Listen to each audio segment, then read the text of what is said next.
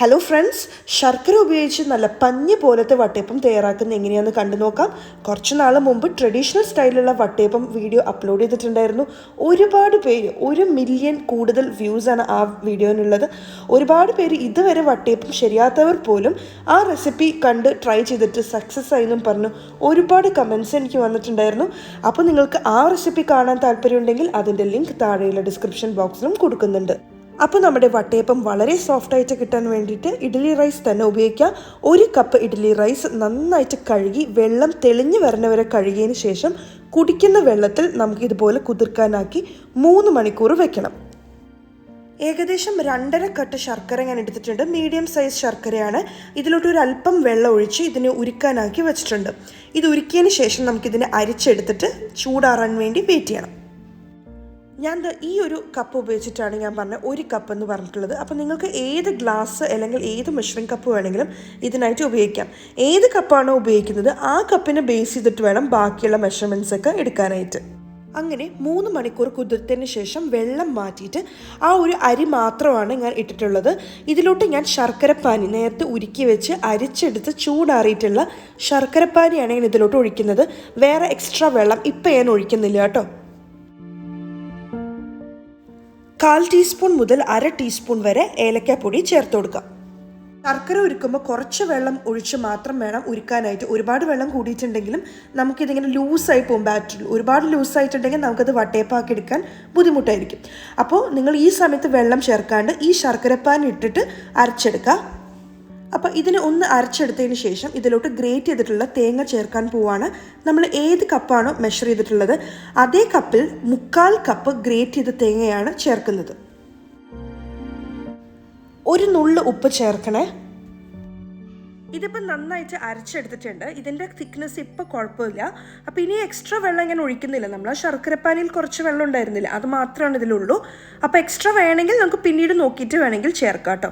കാരണം ഒരുപാട് വെള്ളം പോലത്തെ ബാറ്റർ ആവരുത്, ചെറിയൊരു കട്ടി വേണം. ഓക്കെ, അരച്ചു വെച്ചിട്ടുള്ള മാവിൽ നിന്നും 1.5 തവി മാവ് നമുക്ക് ഈ ഒരു സോസ് പാനിലോട്ട് ഇട്ട് കൊടുക്കാം. അപ്പോൾ ഇതിനെ നമ്മൾ കുറുക്കിയെടുക്കാൻ പോവുകയാണ്. ഈ ഒരു സ്റ്റെപ്പ് മിസ് ചെയ്യരുത് കേട്ടോ. ഈ സ്റ്റെപ്പ് നമ്മൾ ചെയ്താൽ മാത്രമാണ് നല്ല പഞ്ഞി പോലത്തെ സോഫ്റ്റ് വട്ടയപ്പം നമുക്ക് കിട്ടൂ. ഇനി നമുക്കിതിനെ കുറുക്കിയെടുക്കാൻ വേണ്ടിയിട്ട് ആവശ്യത്തിന് വെള്ളം ഒഴിച്ചു കൊടുക്കാം. ഇതിലോട്ട് ഒഴിക്കുന്ന വെള്ളം നമ്മൾ എത്ര മാവാണോ ഈ പാനിലോട്ട് ഇട്ടിട്ടുള്ളത് അതിൻ്റെ 3 ഇരട്ടി വെള്ളം വേണം ചേർക്കാനായിട്ട്. നമ്മളിതിലോട്ട് 1.5 തവി മാവായിരുന്നു ഇട്ടിട്ടുണ്ടായിരുന്നത്. അപ്പോൾ അതിൻ്റെ 3 ഇരട്ടി എന്ന് വെച്ചാൽ 4.5 തവി വെള്ളമാണ് ചേർക്കേണ്ടത്.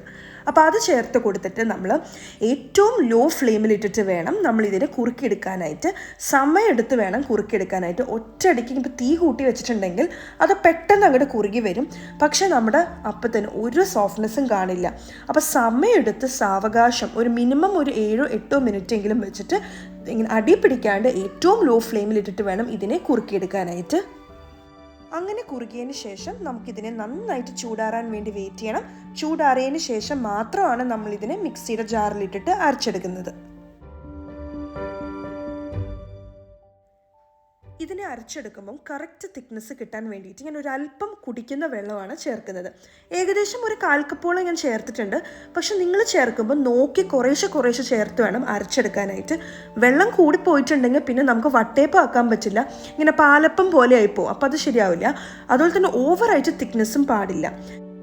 1 ടീസ്പൂൺ ആക്റ്റീവ് ഡ്രൈഡ് ഈസ്റ്റാണ് ഇപ്പോൾ ചേർത്ത് കൊടുക്കുന്നത്.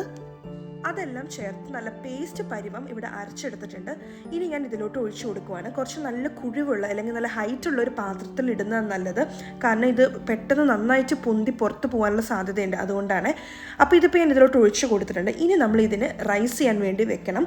മൂടി വെച്ച് നമ്മളുടെ അടുക്കളയുടെ തിണ്ണയിൽ വെച്ചാൽ മതി. ഒരു 2 മണിക്കൂർ മുതൽ 2.5 മണിക്കൂർ വരെ വെക്കാം. ഇപ്പോൾ ചൂടുള്ള സ്ഥലത്തൊക്കെ ആണെങ്കിൽ ഓഫ് ചെയ്തിട്ടുള്ള ഓവൻ്റെ അകത്ത് വെച്ചാലും മതി കേട്ടോ. അപ്പോഴും ഏകദേശം 2-2.5 മണിക്കൂറിനുള്ളിൽ ഇത് പൊന്തി കിട്ടും. ഇതിപ്പോൾ വളരെ നന്നായിട്ട് പൊന്തി വന്നിട്ടുണ്ട്. ഇനിയിപ്പോൾ നമ്മൾ സാധാരണ വട്ടയപ്പം വേവിക്കുന്ന അതേ രീതിയിൽ തന്നെ നമുക്കിതിനെ വേവിച്ചെടുക്കാം. നെയ്യ് പുരട്ടിയ ഒരു പാത്രത്തിലോട്ട് നമുക്ക് ഈ മാവ് പകുതി ഭാഗം വരെ ഒഴിച്ചു കൊടുക്കാം. കുറച്ചും കൂടെ പരന്ന പാത്രത്തിൽ വേണമെങ്കിൽ കുറച്ചുകൂടെ കട്ടി കുറഞ്ഞ വട്ടയപ്പം വേണമെങ്കിൽ നമുക്ക് തയ്യാറാക്കിയെടുക്കാം. അപ്പോൾ കട്ടി കുറവാണെങ്കിൽ കുറച്ച് കുറവ് സമയം വേവിച്ചാൽ മതിയാകും. നമ്മളിതിനെ ഇഡ്ഡലി സ്റ്റീമറിലാണ് സ്റ്റീം ചെയ്തെടുക്കാൻ പോകുന്നത്. വെള്ളം ഏകദേശം തിളയ്ക്കാറായിട്ടുണ്ട്. ഇനി നമുക്കിതിലോട്ടൊരു തട്ട് ഇറക്കി വെച്ചിട്ട് വേണം മാവ് ഒഴിച്ചിട്ടുള്ള ടിൻ ഇറക്കി വെച്ച് മൂടി വെച്ച് വേവിക്കാനായിട്ട്. വെളുത്ത കളറിലുള്ള ട്രഡീഷണൽ വട്ടയപ്പം എങ്ങനെ വന്നാലും 20-25 മിനിറ്റിനുള്ളിൽ അത് റെഡിയായി കിട്ടും. പക്ഷേ ശർക്കര ചേർത്തിട്ടുള്ള വട്ടയപ്പം ആണെങ്കിൽ കുറച്ച് എക്സ്ട്രാ സമയം എടുക്കേണ്ടി വരും. കാരണം ശർക്കര എന്ന് പറയുന്നത് ഭയങ്കര സ്റ്റിക്കി ആയിട്ടുള്ളൊരു സംഭവമാണ്. അപ്പോൾ കുറച്ച് കൂടുതൽ സമയം തന്നെ എടുക്കും അത് വെന്ത് കിട്ടാനായിട്ട്. എനിക്ക് ഏകദേശം 35 മിനിറ്റ് മുതൽ 40 മിനിറ്റോളം സമയം എടുത്തു. പക്ഷെ നിങ്ങൾ എന്താ ചെയ്യേണ്ടതെന്ന് വെച്ചാൽ ഏകദേശം ഒരു 30 മിനിറ്റൊക്കെ ആകുമ്പോഴേക്കും ഒരു ടൂത്ത് പിക്ക് വെച്ച് നടുക്ക് കുത്തി നോക്കുക. അത് ക്ലിയർ ആയി വരുന്നുണ്ടെങ്കിൽ അത് റെഡി ആയിട്ടുണ്ടെന്ന് അർത്ഥം. ഇല്ലെങ്കിൽ കുറച്ച് കൂടുതൽ സമയം വെക്കേണ്ടി വരും. അത് പ്രത്യേകം ശ്രദ്ധിക്കാം. ഇതിപ്പോൾ നന്നായിട്ട് വെന്ത് കിട്ടിയിട്ടുള്ള വട്ടയപ്പമാണ്. അപ്പോൾ ഇതുപോലെ സൈഡിൽ നിന്ന് ഇങ്ങനെ ചെയ്യുമ്പോഴേക്കും അതിങ്ങനെ വിട്ട് പോരുന്നതായിട്ട് കാണാൻ സാധിക്കും. പിന്നെ നന്നായിട്ട് തണുത്തതിന് ശേഷം മാത്രമാണ് നമ്മൾ ഈ വട്ടയപ്പം ഈ പാത്രത്തിൽ നിന്ന് മാറ്റാൻ പാടൂ. ഈ വട്ടയപ്പം നന്നായിട്ട് തണുത്തതിന് ശേഷമാണ് ഞാൻ ഇതുപോലെ സൈഡിൽ നിന്ന് നൈഫ് വെച്ച് വരഞ്ഞു കൊടുക്കുന്നത്. ഇനി നമുക്കിതിനെ പുറത്തോട്ടെടുക്കാം. കണ്ടില്ലേ എത്ര മാത്രം സോഫ്റ്റ് ആണെന്ന് നിങ്ങൾക്ക് ഈ വീഡിയോയിൽ കാണുമ്പോൾ തന്നെ മനസ്സിലാവും. വളരെയധികം സോഫ്റ്റാണ്. ട്രഡീഷണൽ സ്റ്റൈൽ വട്ടയപ്പം ഉണ്ടാക്കുമ്പോൾ എത്രത്തോളം സോഫ്റ്റ് ആണോ അത്രയും തന്നെ സോഫ്റ്റ് ആയിരിക്കും ഇതും. അത്രയും നല്ലൊരു റെസിപ്പിയാണ്. എന്തായാലും എല്ലാവരും ട്രൈ ചെയ്ത് നോക്കണം. എല്ലാവർക്കും ഒരുപോലെ ഇഷ്ടപ്പെടും. അപ്പോൾ ശരി, നമുക്കിനി അടുത്ത റെസിപ്പി വീഡിയോയിൽ കാണാം. Thank you for watching.